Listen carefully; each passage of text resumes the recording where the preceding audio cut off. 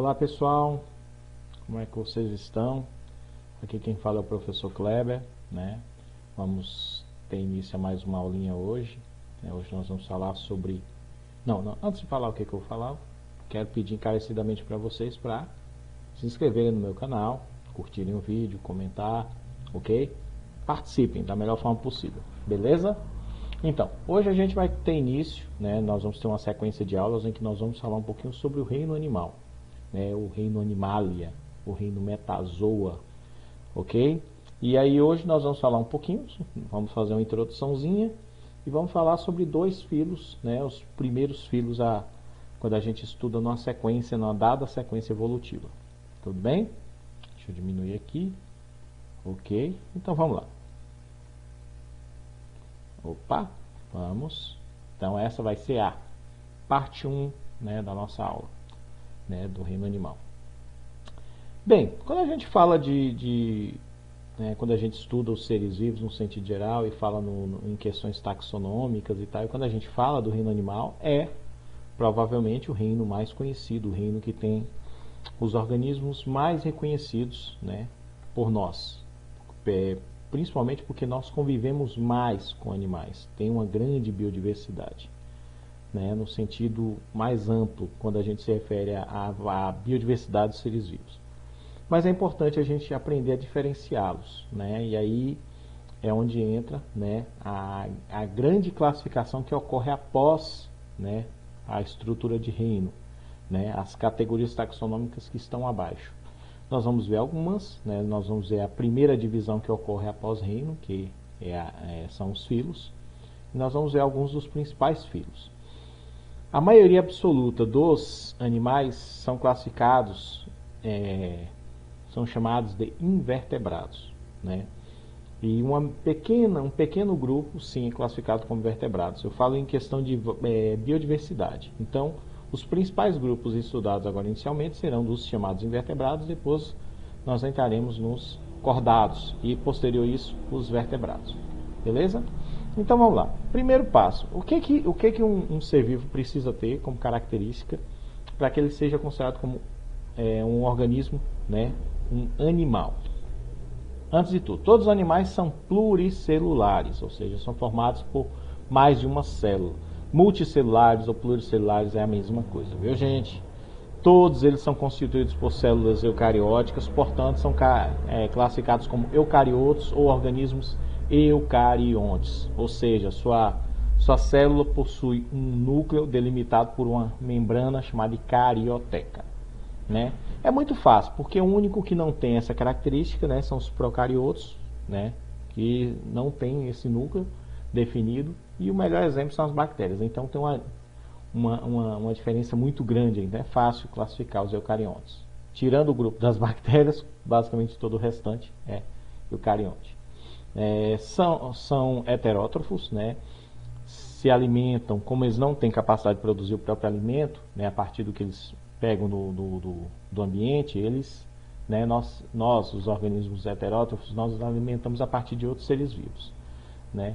Então, é muito importante diferenciar. Por exemplo, plantas são autótrofas, conseguem produzir o próprio alimento orgânico a partir de um processo chamado de fotossíntese, né? Nós não conseguimos, então nós nos alimentamos a partir de outros seres vivos, no caso. Bem, é muito importante porque o reino animal, ele é um reino muito biodiverso. É um reino em que nós temos uma variedade imensa de organismos com diferenças gigantescas. É o grupo que possui a maior biodiversidade, né? E por isso a gente vai encontrar uma variedade imensa de tipos de seres vivos aqui, né? Um reino muito bonito de se estudar, com imensa variedade de formas, cores, estruturas e tudo mais, ok? E o primeiro grupo são os poríferos, né? Mas por que, professor? Por que o primeiro filo a ser estudado é o filo porífera, né? A gente fala assim um pouco puxado com A no final por causa do significado, né, da palavra, né? Vem do grego, possuem poros, né, o significado de porífera. Então, os poríferos, gente, são as chamadas esponjas do mar, né? Mas só tem esponja no mar? Não, gente. Nós temos alguns organismos dulcícolas encontrados em água doce. mas é a forma comum, né? São as esponjas, né? As esponjas do mar. Mas por que se chama esponja? Por causa do formato? Não, na verdade o formato nem lembra a nossa esponja conhecida, né? Vide aqui o nosso amiguinho Bob Esponja aqui embaixo. Mas na verdade é porque inicialmente assim, de uma determinada parte da civilização para cá, alguns povos utilizavam as esponjas, né, do mar, alguns tipos de esponjas do mar, como esponja para banho. Por isso esse nome. Mas, porque nem todas elas são, né, de um material esponjoso, algumas são duras, né, são calcárias e algumas são constituídas até de sílica, um material que lembra mais arenoso, né. Então, assim, as chamadas esponjas do mar, né, são os representantes desse grupo, né, do filo dos poríferos, né, são animais extremamente simples. Durante muito tempo, nem até imaginava assim, que não seriam animais. Mas como é que a gente sabe que são animais? Porque entram dentro daquele contexto que a gente viu anteriormente, aquelas características básicas. E analisando a sua estrutura celular, a gente reconhece previamente que são animais, porque as suas células são caracterizadas como uma célula eucariótica animal, muito diferente da célula dos vegetais e da célula dos fungos, ok? Então vamos lá. São animais que têm uma variedade de tamanho, né? A gente pode encontrar desde muito pequenininhas, né? Na casa de milímetros, até gigantescas, né, com mais, aqui está citando 2 metros, mas tem esponjas muito maiores, viu? O texto que eu peguei aqui, ele não está tão atualizado. Mas por que eles são chamados assim? Porque são estruturas de corpo ou arredondado ou mais alongado que são recobertos por poros, né, um material poroso. E é basicamente esses poros é que vão, né, traçar não só não é só de importância anatômica, mas para basicamente toda a estrutura funcional do organismo. Ele depende desses poros, entendeu? Porque como são animais sésseis, que não apresentam movimento, animais que vivem de forma fixa no substrato, né, seria o solo da parte aquática, são organismos aquáticos, tanto podem viver água doce quanto água salgada, né, marinhos ou dulcícolas, né, no caso a água doce é dulcícola, são animais que dependem do fluxo da água. Então os poros são fundamentais para essa existência deles, ok? Aqui a gente tem, mostrando um pouquinho, né, aqui é o substrato, né, onde eles ficam presos. A água entra pelos poros. Ah, professor, e essa grande abertura? Achava que a água entrava pela abertura. Na verdade não, a abertura é a saída.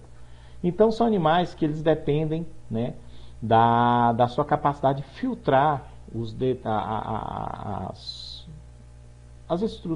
detritos que tem na água, entendeu? É dali que eles vão fazer sua troca gasosa, é dali que eles vão retirar o seu alimento e tudo mais.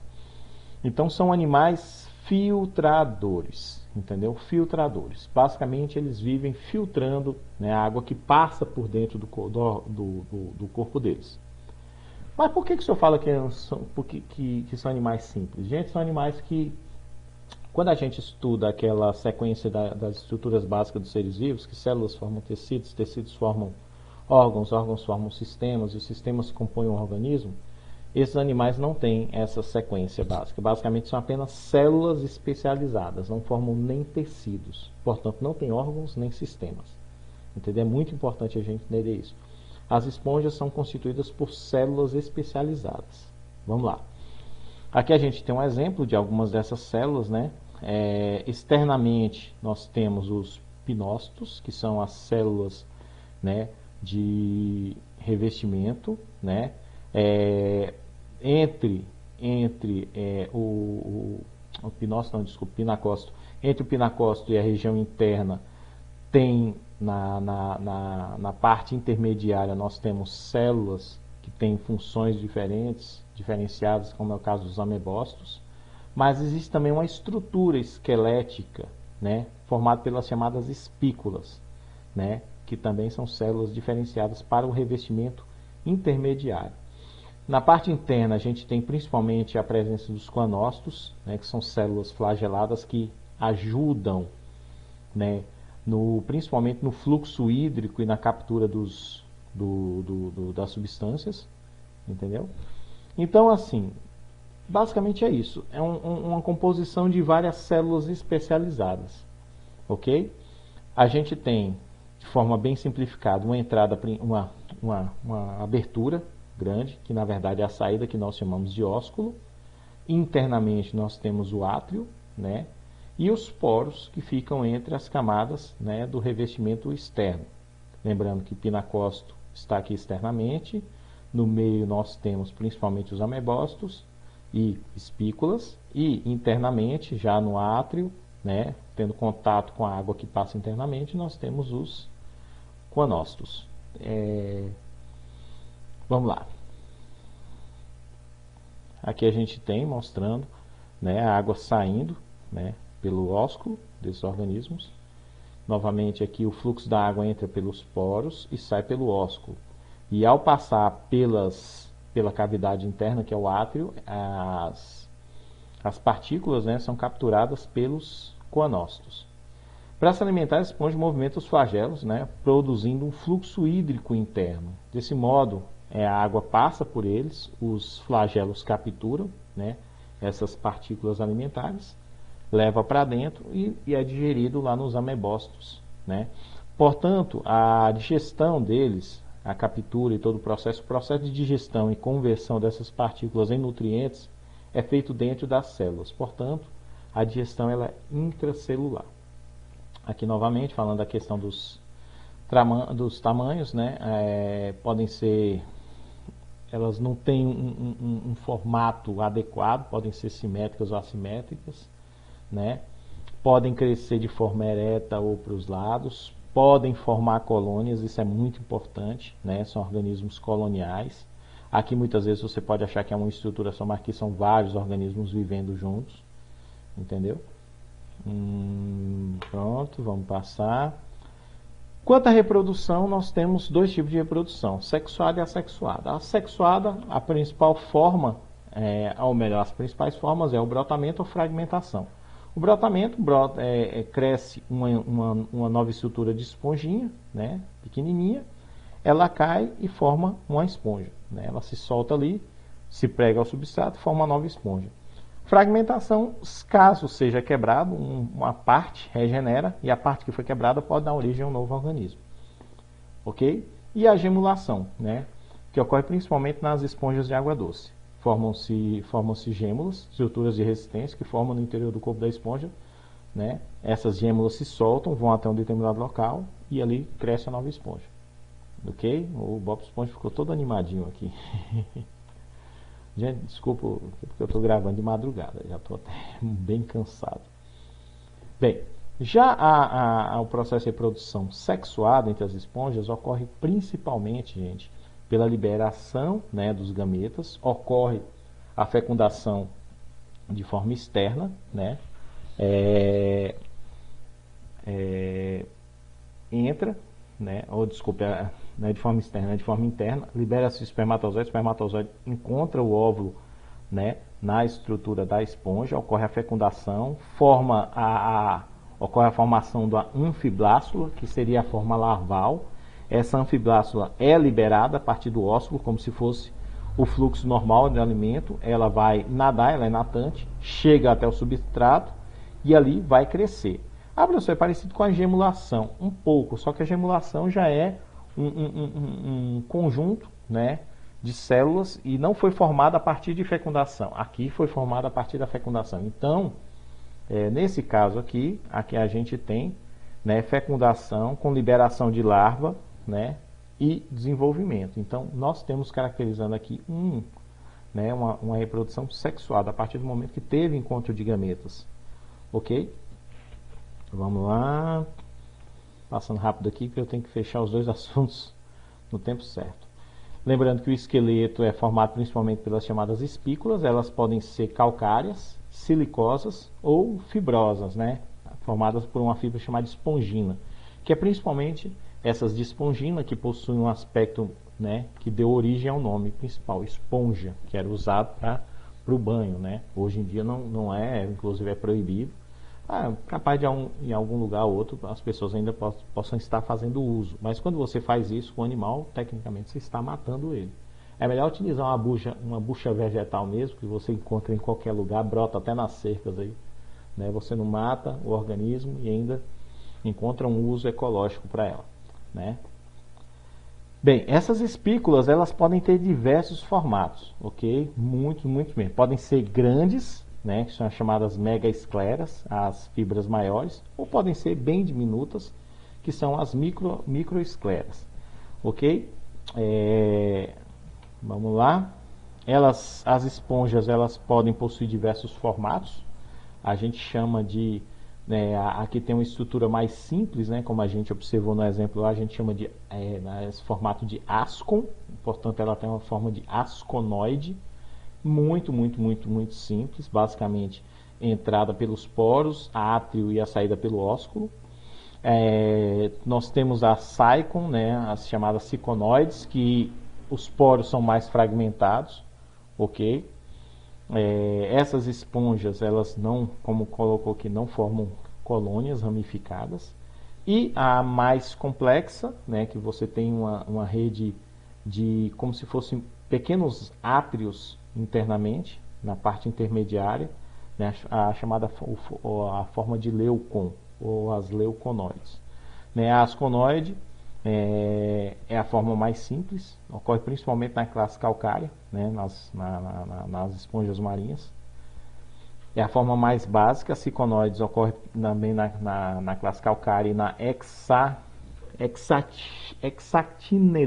hexactinelida, né? Nome estranho. E as leuconoides podem ocorrer em todas as classes, né? Formam as esponjas maiores né, podem ter formato de vaso ou tubulares, beleza? Vamos aqui, vamos fazer a transição aqui. Nós vamos entrar aqui agora no segundo filo, que é o filo quinidária. Quinidos vem de urticante, então, que possui, né, essa característica urticante. Mas por que isso mesmo? Porque todo mundo já deve ter escutado falar que esponjas, águas vivas são perigosas e tal, mas será que é assim mesmo e tal? Vamos dar uma olhada. Mas aqui não tem só água viva, nós temos umas outras estruturas um pouco diferentes. É porque quando a gente fala em quinidários, a gente está vindo de um filo mais antigo chamado de selenterados. Os selenterados foi dividido entre quinidário e quitenóforos. Aqui, né? Os quitenóforos são muito parecidos com quinidários, mas têm algumas características distintas. Mas como é um filo menor, ele acaba não sendo estudado. Aí, hoje a gente estuda principalmente apenas o filo quinidário, que era a parte principal dos selenterados. Então, lembrando aqui, que quinidos vem de urtiga, característica urticante, né? Então, vamos lá. Características gerais dos quinidários. São invertebrados, né? A gente está principalmente estudando invertebrados agora. Não possuem celoma, são diblásticos e com simetria radial. Né? Possuem células nervosas e uma cavidade digestiva, revestida pela gastroderme. Aqui já começa a ocorrer a formação de um tecido. As células que eram no grupo anterior apenas células especializadas, aqui a gente já tem formação de tecidos. A digestão ocorre de duas formas, inicialmente extracelular, depois intracelular. Ocorre um preparo, né, a partir de enzimas fora do corpo, né, desses organismos, depois acaba de ser digerido de forma interna, né, dentro das células. Possuem duas formas básicas, eu até brinco que é assim e assim. É a forma de pólipo, que é a forma fixa, né, que aqui os dedos seriam os tentáculos e a palma da mão seria a boca virada para cima, e a forma de medusa, que é assim, que é a forma natante, que os tentáculos para baixo e a boca aqui, né, ventralmente, estaria aqui na palma da minha mão, né? E a principal característica de todos eles é a presença dessas células, né, que são utilizadas tanto para a captura do alimento quanto para a defesa, que são os chamados quinidoblastos, né? Vamos lá. Aqui a gente tem as duas representações, o pólipo, a forma fixa. Quando a gente fala forma fixa, parece que ele é pregado no substrato como os poríferos. Sim, gente, a maioria, mas existem alguns pólipos que conseguem se locomover e sair do local, dando até cambalhotas, né? Mas a característica dele é que eles são, esse formato, assim como as esponjas, são organismos mais sésseis, fixos, no caso ao substrato. E a forma natante, que é a forma, né, medusoide, a forma de medusa, ok? Lembrando que os tentáculos do pólipo para cima, com a boca virada para cima. Na medusoide, né, tentáculos para baixo, com a boca virada para baixo. Ok? Né, aqui as duas formas, móveis, medusa, fixas, pólipos, como é o caso das anêmonas do mar. Né, simetria radial, apresenta cavidade digestiva, né, que é onde ocorre o processo de digestão nas duas etapas. E aos principais representantes nós temos as ilhas, as medusas, águas vivas, anêmonas, corais, caravelas, né? Então vamos lá. Inicialmente a digestão é extracelular por enzimas digestivas e depois o alimento é parcialmente digerido e fagocitado por células da gastoderme, que é onde ocorre a digestão intracelular. O sistema digestório é incompleto, é um único orifício por onde entra o alimento, por onde sai excretas, e a expiração é por difusão. Bem, as células, assim, tentando resumir assim de forma bem simples, os grupos celulares, né, dos quinidários. Né? Nós temos os quinidócitos, os quinidoblastos, que são as células de defesa, que produzem uma toxina, né, uma substância urticante. Células contráteis, que são as células que permitem e realizam os movimentos. Células intersticiais, né, que são células que têm capacidade de totipotência. O que é totipotência, professor? É uma capacidade em que a célula consegue se converter em outro tipo celular. Seria muito similar às nossas células iniciais ou as chamadas células-tronco, né, em nós, por exemplo, seres humanos. Né, são células que têm essa capacidade de transformação. Células sensoriais, né, aqui a gente consegue já ter um prelúdio do que seria um sistema nervoso, mas aqui no caso é um tecido, né, nervoso. Células secretoras de enzimas digestivas, que é as que vão fazer a parte inicial da digestão, que é extracelular, e as células mioepiteliais digestivas, que vão fazer o processo final da digestão, que é intracelular. Ok? Nós temos dois tipos de reprodução também, né, que pode ocorrer por brotamento, né, desculpe, a reprodução assexuada, que pode, em alguns casos, ocorrer por brotamento, assexuada, que ocorre, né, a partir de encontro de gametas. Agora que tem a questão. Nós temos aqui organismos que podem ser monóicos, né, ou seja, hermafroditas, ou dioicos, com sexos separados. E é muito comum em várias classes que compõem esse filo ocorrer metagênese, ou seja, alternância de gerações. Uma fase sexuada, uma fase assexuada. A fase, entendeu? A gente vai ver daqui a pouco alguns exemplos. Primeiro, explicando o que é a estrutura de medusa. A estrutura de medusa é a estrutura natante do organismo, a estrutura que nós vemos nadando. Claro que não é um movimento rápido, é um movimento lento. Elas, na verdade, são mais levadas pelo fluxo, pelo movimento da água do que pelo seu movimento natante real. Bem, nós temos uma porção superior do corpo chamada de umbrella, que seria o corpo, né, a parte do guarda-chuva, aquela parte, né, que lembra uma redoma. O lado côncavo, projeto manúbrio, onde está a boca, na parte ventral. Né? A mesogleia, que é a parte mais ou menos interna, ela é quase toda gelatinosa, é um organismo que ele tem uma grande quantidade de água na sua composição, né, fisiológica. E os quinidoblastos estão nos tentáculos, é onde estão as células de defesa. Já os pólipos é um animal inverso, né? Enquanto medusa assim, o pólipo está assim. Né? Basicamente ele tem um corpo alongado e a gente tem a região do hipóstoma, onde nós vamos encontrar os tentáculos com a boca central. Ok? Aqui a gente tem um exemplo de uma pessoa tocando, né, uma anemonazinha, ela se fechando, né, para se proteger. Professor, como é que ela captura alimento? Ela fica lá parada, o peixe vai lá de gaiato, encosta lá dentro, ela captura. E aqui a gente tem, na imagem aqui, a gente tem uma caravelazinha, viu, gente? Chamada caravela portuguesa. Estão vendo esses tentáculos embaixo? Cuidado. Caravela, ele não é um único organismo, ele é uma colônia heteromórfica, né? São vários animaizinhos juntos que compõem a colônia. E ela, apesar de estar parado, apenas boiando, a gente só vê essa parte superior aqui fora d'água, ela é perigosa, viu? Eu já capturei algumas quando eu fazia coleta no mar e a gente tem sempre que tomar muito cuidado quando entrar em contato com esses animais. Vamos lá. Em processo de classificação, vamos falar sobre alguns dos principais grupos. O primeiro grupo é o grupo hidrozoa. né? A gente tem animais aqui que ocorrem em água doce ou em água salgada, dos ciclos marinhos. Nós temos as hidras, né, que são principalmente polipóides, e nós temos as obélias, né, que podem ter os dois formatos, polipóide e medusoide. Lembrando que também temos aqui, né, a fisália, que é a caravela portuguesa, né, chamada assim.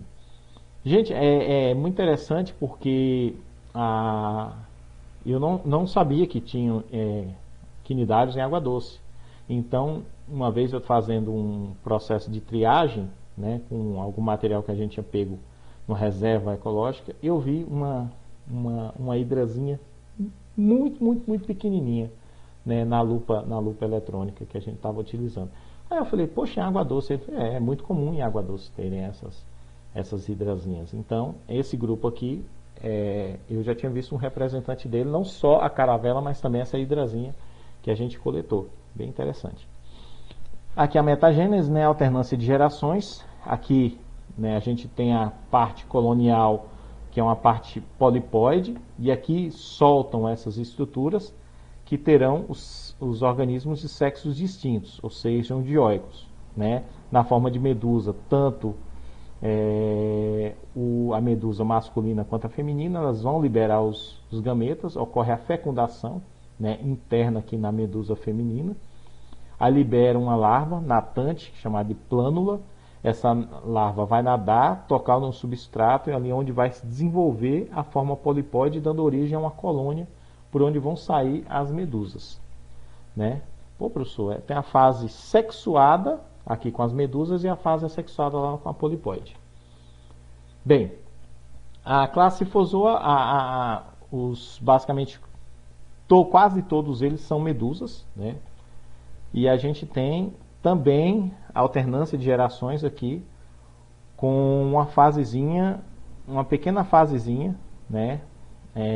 Quase que fixa, né? Não chega a formar bem um pólipo, a gente chama de éfiras, mas lembra sim um pólipo, né? Porque é por onde liberam as medusas, ok? Na classe Anthozoa, pela imagem aqui, a gente não está vendo medusa, então aqui prevalecem pólipos, né? Os chamados anthozoários são exclusivamente polipóides. A gente tem aqui principalmente anemonas do mar e os corais. Lembrando que os corais, como eles muitas vezes formam uma estrutura calcária, quase que um esqueleto, quando eles morrem, essa estrutura que fica, né, os chamados corais, formam os chamados recifes, né? Lembrando que, por exemplo, um país como a Austrália, que basicamente uma ilha gigantesca, ele possui uma barreira de corais gigantesca, formada basicamente por anthozoários que morreram, né? Então, olha só o tamanho da barreira de corais aqui na Austrália, 2.400 quilômetros de extensão. É gigantesca, é tão grande que dizem que daria para ser visto, né, do espaço, né? Vamos lá.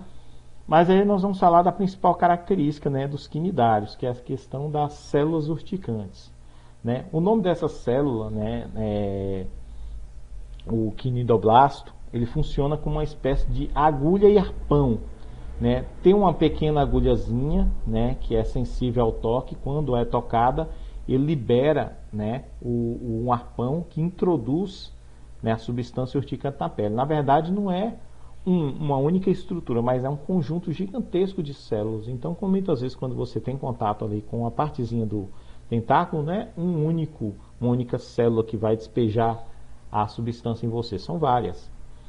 E isso, né, esse quinidoblasto, ele,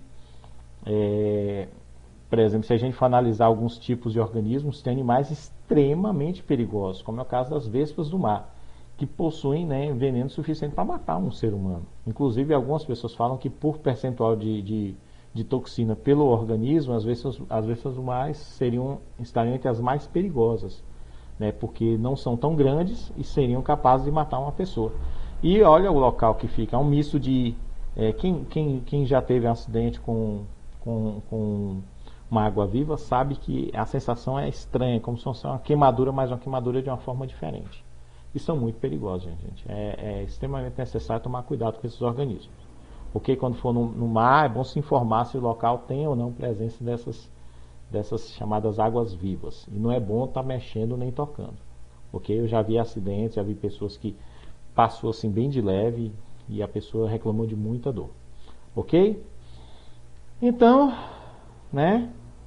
Finalizamos. Ali em cima nós temos os dois organismos estudados, Bob Esponja, que é uma esponja, né? E uma água viva. Então finalizamos por hoje, pessoal. Obrigado pela atenção. Não se esqueça de se inscrever lá no meu canal, viu? Beleza?